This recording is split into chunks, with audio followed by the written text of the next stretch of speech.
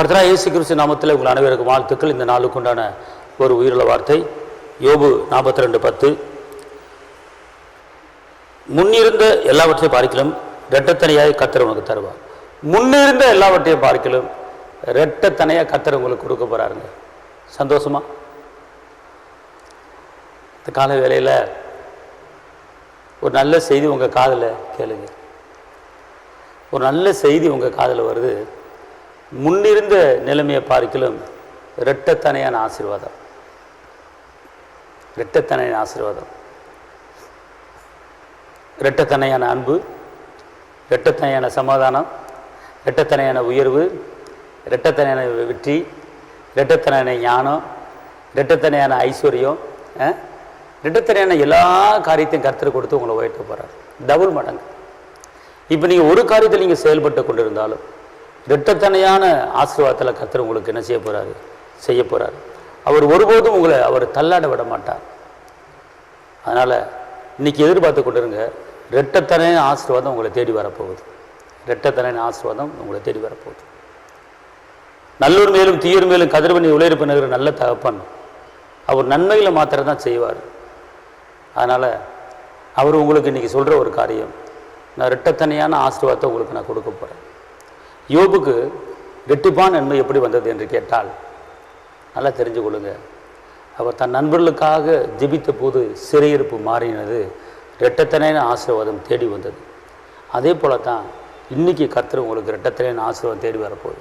எதிர்பார்த்து கொண்டிருங்கள். அவர் ஒருபோதும் உங்களை கைவிட மாட்டார்.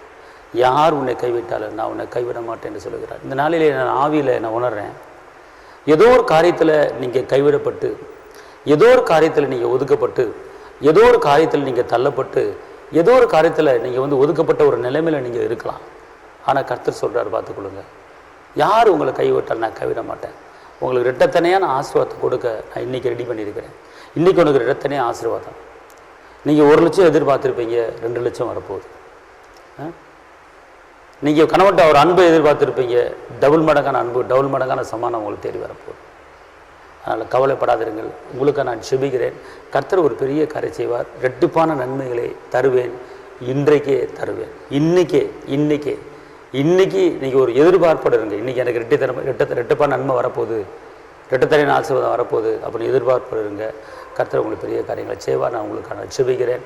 தகப்பனை இயேசுவே நன்றியோடு துதிக்கிறேன், ஸ்தோத்திரிக்கிறேன். உன்னதரைமை துதிக்கிறேன், உயர்ந்தவரைமை துதிக்கிறேன், வெற்றி வேந்தனைமை துதிக்கிறேன், விடுதலையின் தேவனைமை துதிக்கிறேன், கரம் பிடித்தவரைமை துதிக்கிறேன், ஜீவனுள்ள தேவனைமை துதிக்கிறேன், ஜீவாதிபதியமை துதிக்கிறேன், அப்பா பிதாவைமை துதிக்கிறேன், ஆறுதலே கேடகமே பெலனே கோட்டையே துருகமே.